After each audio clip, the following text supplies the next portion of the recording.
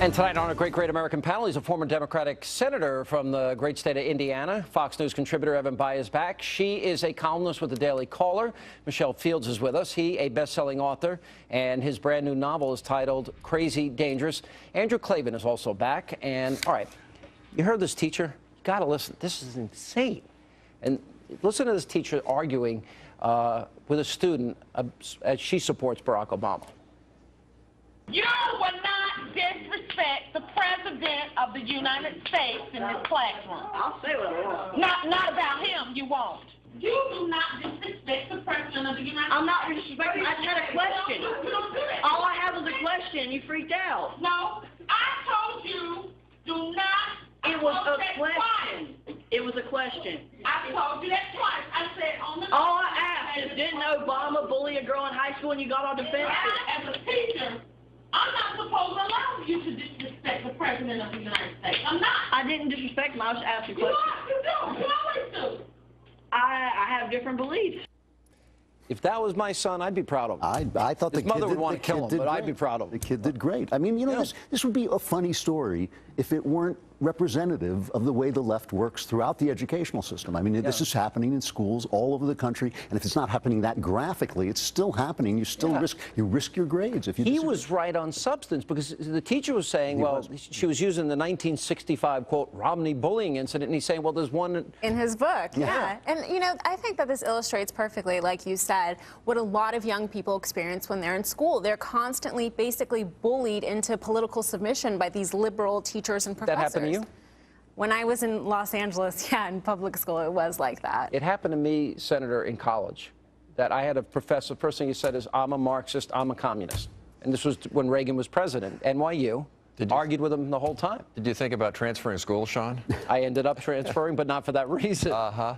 Well, look, obviously this teacher was way out of line, and there are professors out there who try and have it indoctrinate their students and so forth, and that's inappropriate. And particularly if you're an educator, you've got to believe in free speech and a free exchange of ideas. I do think, however, it's probably a step too far to tar the entire teaching profession and say they're all ideologues trying to do that. And I don't think any of us are, but there is a certain indoctrination. There is, in academia, generally speaking, do you disagree that it slants left?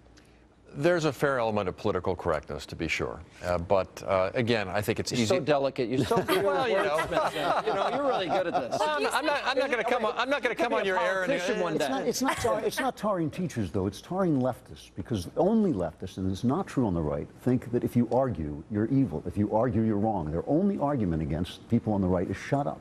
Don't say that, you know, and you're racist, you're this, you're that, all different ways of silencing you, and that's what she was doing. It's not teachers in general, it's leftists in general. You tell Sean, like, why didn't you transfer, right? Well, young people don't have that opportunity because teachers, just like Barack Obama, are against competition. They're against school choice. They're against vouchers. And under this administration, bad and lazy teachers are rewarded. They're rewarded according to seniority, not according to the value that they create. Well, wouldn't it be better to have vouchers, and wouldn't it be better to have charter schools and give them, if we took all that money and gave it to parents, schools compete for those academic dollars, wouldn't the best schools win out? Sean, I'm a big fan of charter schools. I think competition is good. I believe in rewarding good teachers, and if they're bad apples, you got to get them out of the school system. But again, I do think it's tempting to kind of tar with a broad brush, but I think to say there aren't extremists on both sides, I think is being a little too narrow about things. I think there's some extreme voices on the far right, too.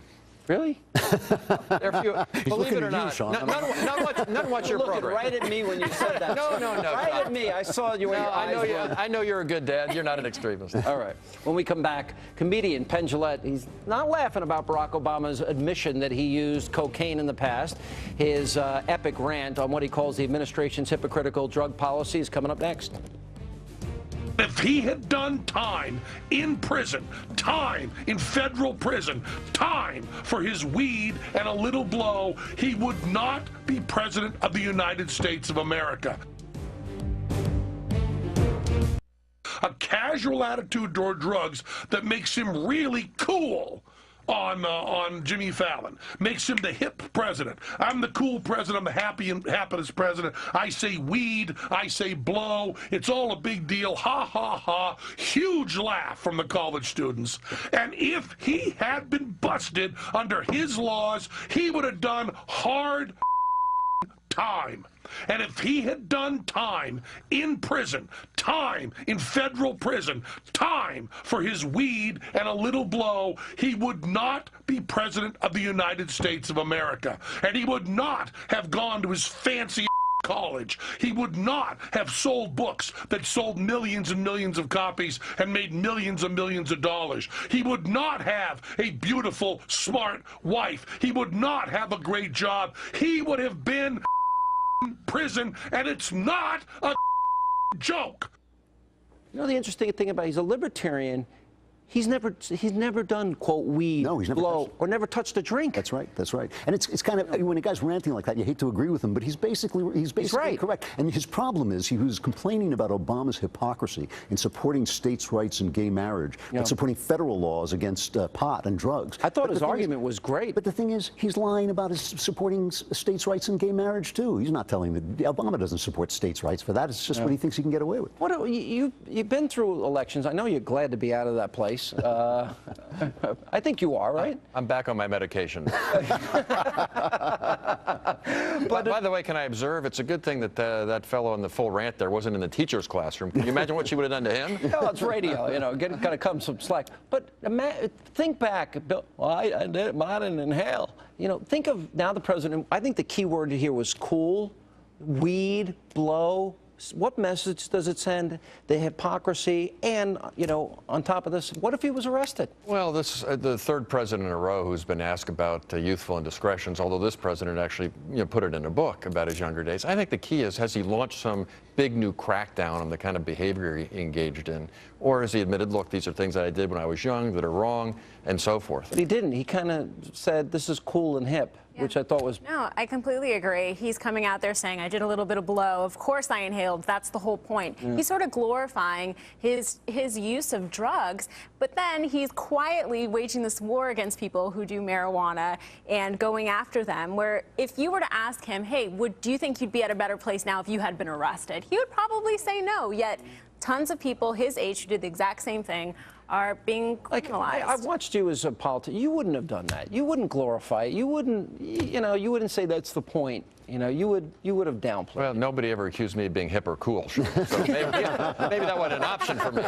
But, I haven't had it either. So you and I are in the same boat.